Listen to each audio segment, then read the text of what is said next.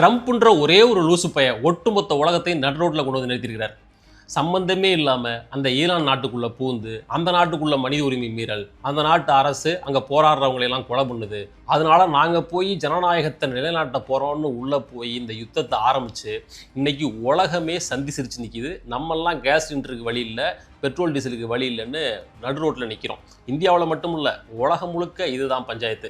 எதுக்கு இந்த தேவையில்லாத வேலை, நமக்கு அதுக்கு என்ன சம்பந்தம், நம்ம எதுக்கு நடு ரோட்டில் நிற்கணும் அப்படின்னு நம்ம எல்லாருக்கும் கோவம் வருது இல்லையா? அந்த கோவம் உலகத்தில் இருக்கிற அத்தனை பேருக்கு இருக்குது. ஆனால் ட்ரம்ப்பை பொறுத்தவரையிலும் தான் தோத்துட்டோம் அப்படிங்கிறத ஒத்துக்க முடியாத முட்டு சந்தில் அவர் நிற்கிறார். நான் ஜெயிச்சிட்டேன்னு சொல்லிக்கிறேன், என்னை கொஞ்சம் விட்டுரு அப்படின்றது தான் ட்ரம்ப்போட மனநிலை. ஆனால் ஈரான் அதுக்கு விடலை. நீ தோத்துட்டேங்கிறத ஒத்துக்க, நீ மன்னிப்பு கேள், அப்புறமா உன்னை விடுறோம் அப்படிங்கிறது தான் அவருடைய ஸ்டாண்ட். இப்போ ஈரானுடைய புதிய supreme leader Ayatollah Mojtaba Khamenei, இவர் கொல்லப்பட்ட அலி கமேனியோட மகன். Stalin is more dangerous than Karunanidhi அப்படின்னு நம்ம ஊரில் ஹெச் ராஜா சொன்னார் இல்லையா? அதுபோல தான் Mojtaba is more dangerous than Ali Khamenei அப்படின்னு சொல்ல வேண்டியிருக்குது. அவர் இதுவரைக்கும் நாட்டு மக்கள்கிட்ட நேரடியாக தோன்றி உரையாற்றலை. அதுக்கான காரணம் அவருக்கு உயிர் அச்சுறுத்தல் இருக்குது அப்படின்னு சொல்கிறாங்க. இன்னொரு பக்கம் அவர் காயம்பட்டார், கோமா ஸ்டேஜில் இருக்கார், அப்படிப்பட்ட ஸ்டேட்மெண்ட்லாம் ஆரம்பத்தில் வந்துச்சு. அதுக்கு பிறகு தான் இப்போ அவருடைய ஸ்டேட்மெண்ட் வந்திருக்குது. அவருடைய ஆடியோ பதிவு அந்த நாட்டோட அதிகாரப்பூர்வமான செய்திகளை வெளியிடக்கூடிய ப்ரெஸ் டிவி அப்படின்ற ஒரு மீடியாவில் முதல்ல வந்துச்சு. அதுக்கு பிறகு இந்த ஸ்டேட்மெண்ட் வந்துச்சு. அந்த ஸ்டேட்மெண்ட்டில் முஜ்தபா கமேனி என்ன சொல்கிறாரு அப்படிங்கிறது தான் ரொம்ப ரொம்ப முக்கியம். இந்த யுத்தத்தை நிறுத்துறதுக்கு ஈரான் தயார், அதுக்கு சில நிபந்தனைகள் இருக்குது அப்படின்னு அவர் சொல்கிறார். முதல் நிபந்தனை, ஈரானை சுற்றி இருக்கிற அந்த வளைகுடா நாடுகளில் அமெரிக்கா அவர்களுடைய இராணுவ பேஸை அமைச்சிருக்கிறாங்க. Qatar, UAE, Bahrain, Kuwait, Saudi Arabia, இந்த நாடுகள் எல்லாத்துலேயும் அமெரிக்காவோட இராணுவ பேஸ் இருக்குது. அங்கே இருந்துக்கிட்டு தான் அவங்க எங்கள் நாட்டை தாக்குறாங்க. மத்திய கிழக்கோட போலீஸ்காரனாக அவங்க இருக்கிறாங்க. இது எங்கள் நாடுகளுடைய இறையாண்மையை பாதிக்குது. அதனால் இந்த ஏரியாவில் இருக்கிற அந்த இராணுவ பேஸ்லிருந்து அமெரிக்கா வெளியேறணும், வெளியேற்றப்பட வேண்டும். இது முஜ்தபா கமேனியுடைய முதல் நிபந்தனை. அப்படி வெளியேறணும் அப்படிங்கிறதுக்கு அவர் கொடுக்குற காலக்கெடு 30 நாட்கள். அந்த 30 நாள்ங்கிறது பின்னாடி வரக்கூடிய காலம் இல்லை. இந்த அறிவிப்பு எப்போ வந்துச்சோ அப்போவிலிருந்து 30 நாட்கள். யுவர் டைம் ஸ்டார்ட்ஸ் நவ் அப்படின்றது போல் அப்படி ஒரு கெடு. சரி, இது முதல் நிபந்தனை. ரெண்டாவது நிபந்தனை, ஈரான் மீது விதிக்கப்பட்டுள்ள பொருளாதார தடைகள் கம்ப்ளீட்டாக நீக்கப்படணும். 1979 அந்த நாட்டில் இஸ்லாமிக் ரெவல்யூஷன் நடந்துச்சு. அதற்கு பிறகு கிட்டத்தட்ட 46 ஆண்டுகளாக அமெரிக்கா ஈரான் மேலே கணக்கில்லாத பொருளாதார தடைகளை விதிச்சிருக்காங்க. ஈரானோட மதிப்புமிக்க கச்சா எண்ணெயை அந்த நாடு வேறு எந்த நாட்டு கூடவும் வர்த்தகம் செய்ய முடியாத மாதிரி அதற்கு ஒரு தடை. மருத்துவ உபகரணங்களை மற்ற நாடுகளிலிருந்து வாங்க முடியாது ஈரான், அதற்கு பல தடைகள். அறிவியல் தொழில்நுட்பங்களை அவங்க ஷேர் பண்ணிக்க முடியாது. அதை விட முக்கியமாக வங்கி பரிமாற்ற சேவைகள் ஈரானுக்கு கிடையாது. இப்போது நம்ம மற்ற நாடுகளுக்கு பணம் அனுப்பலாம், பணம் ரிசீவ் பண்ணலாம் பேங்க் வழியாக, அதெல்லாம் நமக்கு சாதாரணமான ஒன்று. பட் ஈரானுக்கு அது முடியாது. சர்வதேச வங்கி சேவைகள் ஈரானில் தடை செய்யப்பட்டிருக்கு. இதெல்லாம் 1-2 உதாரணங்கள் தான். இப்படி 100கணக்கான பொருளாதார தடைகள் ஈரான் மீது விதிக்கப்பட்டிருக்கு. அந்த அத்தனை தடைகளையும் ஒட்டுமொத்தமாக நீக்கணும் அப்படிங்கிறது முஜ்தபா கமேனியுடைய இரண்டாவது நிபந்தனை. மூன்றாவது நிபந்தனை, எங்களுக்கு இழப்பீடு தரப்பட வேண்டும். இந்த பொருளாதார தடைகள் காரணமாக இந்த 40 ஆண்டுகளில் ஈரான் மிகப்பெரிய பொருளாதார வீழ்ச்சியை சந்திச்சிருக்குது. கிட்டத்தட்ட $800 மில்லியன் மதிப்புக்கு நாங்கள் பொருளாதாரத்தில் இழப்பீடை சந்திச்சிருக்கிறோம். அதற்கு சுமார் ஒரு $500 மில்லியன் அளவுக்கு எங்களுக்கு இழப்பீடு தரணும். அதை 10 தவணைகளாக அமெரிக்கா தரணும் அப்படின்னு மூன்றாவது நிபந்தனை. நான்காவது, ஈரானுடைய அரசியல் ஸ்திரத்தன்மையை, அரசியல் உரிமைகளை சர்வதேச நாடுகள் அங்கீகரிக்கணும். அமெரிக்கா மற்றும் ஒரு முறை இந்த பிராந்தியத்தில் காலடி வைத்து ஈரானுக்கு ஒரு த்ரெட்டாக உருவாகிவிடக்கூடாது. அதை சர்வதேச நாடுகள் உத்தரவாதப்படுத்தணும். இப்படி 4 நிபந்தனைகள். இந்த நிபந்தனைகள் எல்லாத்தையும் அடுத்த 30 நாட்களுக்குள்ளே நிறைவேற்றணும். நிறைவேற்றலைன்னா ஸ்ட்ரைட் ஆஃப் ஹார்முஸை திறக்க மாட்டோம், தொடர்ந்து க்ளோஸ் பண்ணி தான் வச்சுருப்போம் அப்படின்றது தான் அவருடைய கண்டிஷன்ஸ். அவருடைய அப்பா அலி கமேனியை விடவும் இவர் ரொம்ப தீவிரமாக இருக்கிறார். இந்த யுத்தத்தில் அவர் அப்பாவை இழந்திருக்கிறாரு, அவருடைய சகோதரி இழந்திருக்கிறாரு. சகோதரி மகள் 14 மாதங்களே ஆன ஒரு குழந்தை, அந்த குழந்தையும் அந்த குண்டு வீச்சில் கொல்லப்பட்டிருக்கு. எல்லாரையும் சேர்த்து அவருடைய குடும்பத்தில் மட்டும் மொத்தம் 8 உறுப்பினர்களை அவர் இழந்திருக்கிறார். அந்த தனிப்பட்ட காயமும் வேதனையும் வலியும் அவர் மனசில் இருக்கும். அது ஒரு பக்கம். இன்னொரு பக்கம் ஈரான் மக்களுக்கு மிகப்பெரிய இழப்பு. அமெரிக்க இஸ்ரேலிய கூட்டு படைகளோட தாக்குதலில் டெஹ்ரான் நகரம் மிக மோசமாக பாதிக்கப்பட்டிருக்கு. அவர்களுடைய எண்ணெய் சேமிப்பு கிடங்கு எரிக்கப்பட்டிருக்கு. இப்படி எத்தனையோ சொல்லலாம். ஸோ எல்லாம் சேர்த்து இதை விட்டால் அமெரிக்காவோட அந்த மேலாதிக்கத்தை ஒரு முடிவுக்கு கொண்டு வர்றதுக்கு வேறொரு சந்தர்ப்பம் கிடைக்காது அப்படின்னு நினைக்கிறார் அவர். அதனால் என்ன விலை கொடுத்தாச்சும் இந்த முறை ஈரானோட இறையாண்மையை நிலைநாட்டியாக வேண்டும். அமெரிக்காவோட இந்த போலீஸ்காரன் தனத்தை இத்தோட க்ளோஸ் பண்ணணும். அதுக்கு என்ன விலை கொடுக்கும் நாங்கள் தயார் அப்படின்ற எண்டில் தான் முஜ்தபா கமேனி இருக்கிறார். இந்த அறிவிப்பு அதைத்தான் சொல்லுது. சரி, நம்ம இந்தியாவுக்கு வருவோம். இந்தியாவை நேரடியாக பாதிக்கக்கூடியது ஸ்ட்ரெய்ட் ஆஃப் ஹார்முஸ் தான். அது தொடர்ந்து மூடி வைக்கப்பட்டிருப்பது தான் நம்ம எல்லாருக்கும் பாதிப்பு. கிட்டத்தட்ட 700-800 வெசல்ஸ் இன்னமும் அங்கே நின்றுட்டு இருக்குது. இந்தியா உள்ளிட்ட பல நாடுகளுக்கான கச்சா எண்ணெய், எல்பிஜி கேஸ் இது எல்லாத்தையும் ஏற்றிட்டு வரக்கூடிய டேங்கர் கப்பல்கள் அங்கே நிற்கிது. அவங்க இன்னமும் க்ளோஸ் பண்ணி தான் வச்சுருக்கிறாங்க. அனுமதி பெறக்கூடிய ஒரு சிலருக்கு மட்டும் அந்த கப்பலை அனுப்பி வைக்கிறாங்க. பங்களாதேஷ் அப்படி அனுமதி பெற்று ஒரு கப்பலை எடுத்துகிட்டு வந்துச்சு. தாய்லாந்து அனுமதி வாங்காமல் ஒரு கப்பலை எடுத்துகிட்டு போச்சு. அது மீது அட்டாக் பண்ணி அந்த கப்பலை டெஸ்ட்ராய் பண்ணிட்டாங்க. அப்படி இந்தியாவுக்கு அங்கேருந்து ஒரு கப்பலில் ஈரான் ஒரு ஸ்பெஷல் பர்மிஷன் கொடுத்து கச்சா எண்ணெய் ஏற்றிட்டு வந்தோம் அப்படின்னு ஆரம்பகட்ட செய்திகள் வந்துச்சு. லேட்டரான ஸ்டேஜில் ஈரான் அப்படி மறுத்துட்டாங்க. நாங்கள் இந்தியாவுக்கு அப்படிப்பட்ட சிறப்பு அனுமதி எதையும் கொடுக்கல அப்படின்னு அவங்க சொல்லிட்டாங்க. இந்தியாவை பொறுத்த வரைக்கும் ரொம்ப நேரடியாக இஸ்ரேல் ஆதரிக்குது. இப்போ ஐக்கிய நாடுகள் சபையில் ஈரானை கண்டித்து அமெரிக்காவால் கொண்டு வரப்பட்ட தீர்மானத்தை இந்தியா ஆதரிச்சிருக்குது. அப்படிப்பட்ட நிலைமையில் ஈரான் இந்தியாவுக்கு மட்டும் ஸ்பெஷல் அனுமதி கொடுப்பாங்க அப்படின்னு எதிர்பார்க்கறதுக்கு இல்லை. அந்த கப்பலை பொறுத்தவரையிலும் அது லைபீரிய நாட்டுக்கு சொந்தமான கப்பல். பொதுவாக இந்த மாதிரி சர்வதேச அளவில் எண்ணெய் வர்த்தகத்தில் ஈடுபடுற கப்பல்கள் அவங்க ப்ரைவேட் கம்பெனியை சேர்ந்தவங்க ஒரு நாட்டில் லைசன்ஸ் வாங்கியிருப்பாங்க. அதில் ஏற்றப்பட்ட எண்ணெயை எந்த நாட்டுக்கு வேணுனாலும் வியாபாரம் பண்ணுவாங்க. அப்படி லைபீரிய நாட்டு கப்பல் ஒன்று அதில் ஏற்றப்பட்ட கச்சா எண்ணெயை இந்தியாவுக்கு விற்றுருக்குது. மற்றபடி இது இந்திய கப்பல் போய் ஏற்றிட்டு வந்துச்சு அப்படின்னு அர்த்தம் இல்லை. இப்போ தொடர்ந்து இந்திய கப்பல் அங்கிருந்து எண்ணெயை ஏற்றி கொண்டு வரும் அப்படிங்கிறதுக்கு உத்தரவாதம் இல்லை, வராது. அது வெளிப்படையாக அவங்க சொல்லவும் செஞ்சுட்டாங்க.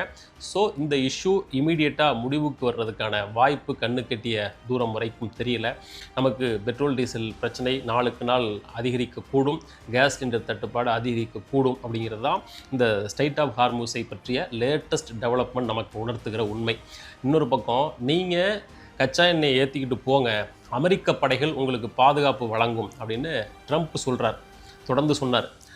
அந்த அறிவிப்பை நம்பி அதன் வழியாக கப்பல்களை எடுத்துகிட்டு போன ஒரு சில இடங்களில் ஈரானோட IRGC அட்டாக் பண்ணியிருக்குது. அதை தாண்டி எங்களுடைய இந்த நிபந்தனையை மீறி அறிவிப்பை மீறி யாராவது டேங்கர் கப்பல்களை எடுத்துகிட்டு போனால் நாங்கள் அங்கே கன்னி வெடி வச்சுருக்கிறோம் அப்படின்னு IRGC சொல்லியிருக்குது. இந்த கன்னி வெடியை பொறுத்தவரையிலும் ரொம்ப ஆபத்தானது. துப்பாக்கியில் சுடுறது, குண்டு போடுறது, ஏவுகணை ஏவுறது, ட்ரோன் ஏவுறது இதுக்கெல்லாம் மனித கட்டளைகள் வேணும். பட் கன்னிவெடியை பொறுத்தவரையிலும் அது கடலுக்கு அடியில் பதிக்கப்பட்டிருக்கும். அதன் மீது கிராஸ் ஆச்சுனாக்க வெடிச்சு டொமாலிஸ் ஆகிடும். 1988 ஈரானுக்கும் அமெரிக்காவுக்கும் நடந்த ஒரு யுத்தத்தில் USS சாமுவேல் B. ராபர்ட்ஸ் அப்படின்ற ஒரு கப்பல் ஈரானோட கன்னிவெடியில் சிக்கி இப்படி தான் காலியாச்சு. கன்னிவெடி அப்படிங்கிறது அதிகபட்சம் அதுக்கான செலவு $5000 to $25,000 தான். ஆனால் அது போய் தாக்கி அழிக்கிற அந்த கப்பலோட செலவு இருக்கு இல்லையா, அது எத்தனையோ $1 பில்லியன் மதிப்பு கொண்டது. அதனால் மிகப்பெரிய பேரழிவை அது ஏற்படுத்தும். சரி, இது ஸ்ட்ரெய்ட் ஆஃப் ஹார்முஸோட நிலைமை. அமெரிக்கா மற்றும் இஸ்ரேல் மீது ஈரானோட தாக்குதல் எந்த லெவலில் இருக்குது அப்படின்னா, அதில் ரொம்ப முக்கியமாக அமெரிக்காவோட ஒரு விமானத்தை அவங்க வீழ்த்திருக்கிறாங்க. KC-135 அப்படின்னு ஒரு விமானம். அது வானத்தில் பறக்கிற விமானங்களுக்கு ஃபியூவல் நிரப்புற விமானம். இப்போது அமெரிக்காவிட்ட ஸ்டெல்த் வகை விமானங்கள் இருக்குது. B-2, F-22, F-35 இந்த மாதிரியான ஸ்டெல்த் வகை விமானங்கள் ரொம்ப அதிதீவிரமாக பறக்கக்கூடியது, ரொம்ப ஃபாஸ்ட்டாக போகக்கூடியது. அதை இலக்கு வச்சு தாக்கி அழிக்கிறது ஆல்மோஸ்ட் கஷ்டம். பட் அதனால் 2000 கிலோமீட்டருக்கு தூரத்துக்கு அதிகமாக ஒரே நேரத்தில் அட்டிஸ்டச்சில் பறக்க முடியாது. அதுக்கு ஃபியூவல் நிரப்பி ஆகணும். கீழே வந்து ஃபியூவல் நிரப்பிட்டு மறுபடியும் பறக்கிறது அப்படிங்கிறது சாத்தியம் இல்லை. அப்படின்றதுனால வானத்தில் வச்சே ஃபியூவல் நிரப்புவாங்க. அப்படி நிரப்பக்கூடிய விமானம் தான் இந்த KC-135 அப்படிங்கிறது. 30,000 அடி உயரத்தில் மணிக்கு 530 கிலோமீட்டர் வேகத்தில் பறந்துக்கிட்டே இருக்கும்போதே 2 விமானங்களையும் கரெக்டான இடத்துல பொசிஷன் பண்ணி அந்த இடத்துலையே வச்சு அந்த ஃபியூவல் நிரப்புவாங்க. அது ஒரு என்ஜினியரிங் மார்வல்னு வச்சுக்கோங்களேன், அது தனி கதை. அப்படி விமானத்துக்கு ஃபியூவல் நிரப்புகிற அந்த KC-135 விமானத்தை தான் சுட்டு வீழ்த்திருக்கிறாங்க. அப்படி சுட்டு வீழ்த்தினது IRGC கிடையாது, ஈரானுக்கு ஆதரவாக செயல்படக்கூடிய ஈராக்கில் இருக்கிற ஒரு ஆயுத குழு.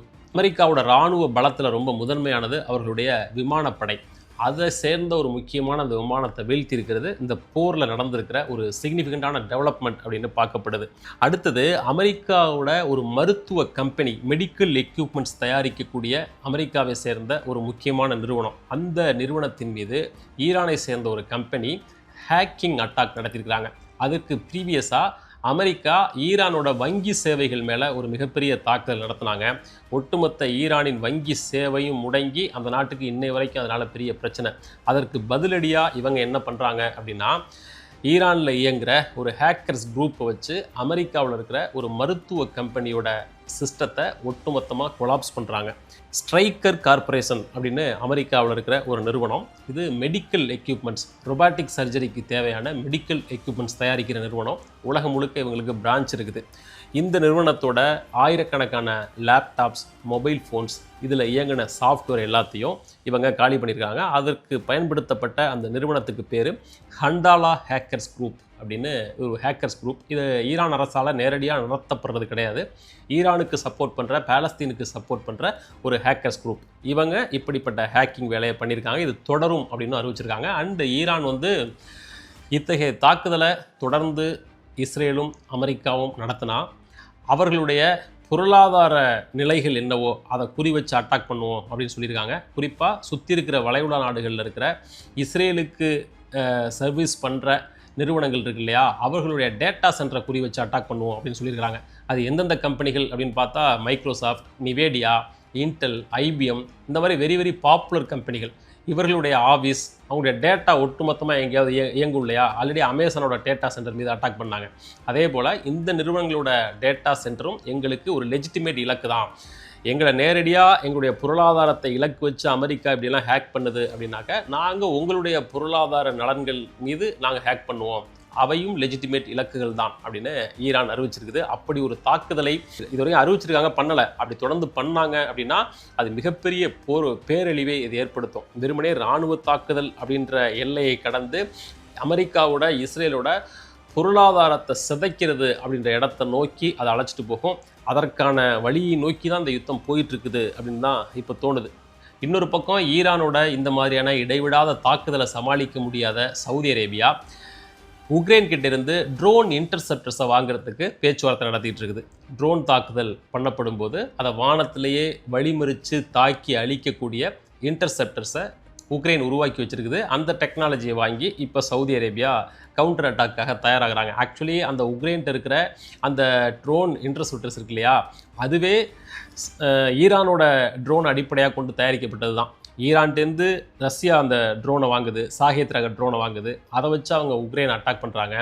ஒரு கட்டத்துக்கு பிறகு அந்த ட்ரோனை எதுவுமே பண்ண முடியாத உக்ரைன் ஒரு ட்ரோனை வழிமறித்து அதை ரிவர்ஸ் இன்ஜினியரிங் செஞ்சு அதுக்கு ஒரு இன்டர்செப்டரை அவங்க உருவாக்குனாங்க. அதைத்தான் இப்போது சவுதி அரேபியா வாங்கிறதுக்கு ட்ரை பண்ணுது. ஈரான்கிட்ட இருக்கிற அந்த ட்ரோன் இருக்கு இல்லையா, ஆப்கனில் அமெரிக்கா தீவிரமாக வார் பண்ணிகிட்டு இருக்கும்போது ஆப்கன் எல்லையில் இருந்த அமெரிக்காவோட ஒரு விமானத்தை ஈரான் எல்லைக்குள்ளே ஹேக் பண்ணி வர வச்சு விழ வச்சு அதை அக்கு வேற ஆணி வேற பிரித்து ரிவர்ஸ் இன்ஜினியரிங் மூலமாக தான் ஈரானோட ட்ரோன் சாம்ராஜ்யத்தின் பயணமே ஆரம்பிச்சுது. அமெரிக்காட்டேருந்து ஈரானுக்கு வருது, ஈரான்டேருந்து ரஷ்யாவுக்கு போகுது, ரஷ்யாட்டேருந்து உக்ரைனுக்கு போகுது, இப்போ உக்ரைன்டேருந்து மறுபடியும் சவுதி அரேபியாவுக்கு வருது. இப்படி ஈரானோட ட்ரோனுக்கு எதிராக சவுதி அரேபியா இன்னொரு நடவடிக்கை எடுத்திருக்குது. மற்ற நாடுகளும் தங்களுடைய ஆயுத பலத்தை, அதாவது இந்த யுஏஇ உள்ளிட்ட வளைகுடா நாடுகள், இதற்கு மேலும் நம்ம அமெரிக்காவை நம்பிட்டு இருக்க முடியாது, அவங்க முழுக்க இஸ்ரேலை தான் பேக் பண்ணுறாங்க, ஸோ நம்ம நாட்டை நாம தான் காப்பாற்றிக்கணும் அப்படின்ற அடிப்படையில் யுஏஇ தனியார் இராணுவ ஆயுத கொள்முதல் பண்ணுறதுக்கான டெண்டர்ஸ் வேலைகள் அதிலெல்லாம் ஈடுபட்டிருக்காங்க. எனிவே இப்போது நிலைமையில் ஈரான் ரொம்ப திட்டவட்டமாக இருக்குது. இந்த போரை தொடங்கியது நீங்களாக இருக்கலாம், முடித்து வைப்பது நாங்களாக தான் இருப்போம் அப்படின்னு அவங்க தொடர்ந்து சொல்லிகிட்டே இருக்கிறாங்க. போருங்கிறது ஆரம்பிக்கிறது ஈஸி, முடிக்கிறது தான் கஷ்டம், நாங்கள் அதை எப்படி முடிக்கணும்னு சொல்லி தருவோம் அப்படின்னு சொல்கிறாங்க. இத்தனை ஆண்டுகள் ஈரான் மீது அமெரிக்காவும் இஸ்ரேலும் சேர்ந்து நடத்திய தாக்குதலுக்கு, சேர்ந்து நடத்திய மனித உரிமை மீறல்களுக்கு நாங்கள் பழி வாங்காமல் விடமாட்டோம். 168 குழந்தைகளை கொன்னதற்கு நாங்கள் பழி வாங்காமல் விடமாட்டோம். எங்கள் நாட்டின் அதி உயர் தலைவர் supreme leader Ayatullah Ali Khamenei அவர்களை கொன்றதற்கு பழி வாங்காமல் விடமாட்டோம் அப்படின்னு விடாப்பிடியான தீவிரத்தோடு நிற்கிது ஈரான். இப்போ இருக்கிற நிலைமையில் இந்த பிரச்சனை இமீடியட்டாக முடியறதுக்கான எந்த சாத்தியமும் தெரியல. ஒன்று அமெரிக்கா தன்னோட தோல்வியை ஒத்துக்கணும், அல்லது வளைகுடா நாடுகள் அமெரிக்காவோட இராணுவ பேஸை அங்கிருந்து வெளியேற்றுறதா அறிவிக்கணும், இது ரெண்டில் ஏதாச்சும் ஒன்று நடந்தால் மட்டும்தான் இந்த போர் ஒரு தீர்வை நோக்கி நகரும். அதர்வைஸ் இது தொடர்ந்து இடைவிடாத போராக நீடிப்பதற்கான எல்லா வாய்ப்புகளும் இருக்குது. நீண்டகால போராக இது மாறுனுச்சு அப்படின்னா உலகத்தின் ஒட்டுமொத்த நாடுகளின் பொருளாதாரத்தையும் இது மிக கடுமையாக பாதிக்கும். ரொம்ப காலம் இல்லை, இன்னும் 2-3 மாதம் இந்த யுத்தம் தொடர்ந்தால் கூட உலகத்தின் அத்தனை நாடுகளும் மிக கடுமையாக பாதிக்கப்படுவோம். இந்தியா மாதிரியான நாடுகளுக்கு மோசமான பாதிப்பு வரும். இந்தியா ஒரு விவசாயத்தை நம்பியிருக்கிற நாடு. 80% அதிகமான யூரியா தேவைக்கு நாம் வளைகுடா நாடுகளை தான் நம்பியிருக்கிறோம்.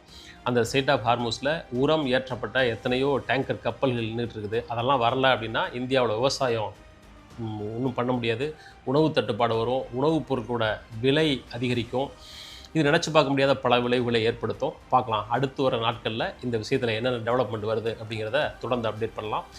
பார்க்கலாம். மீண்டும் மற்றும் ஒரு வீடியோவில் சந்திப்போம். நன்றி.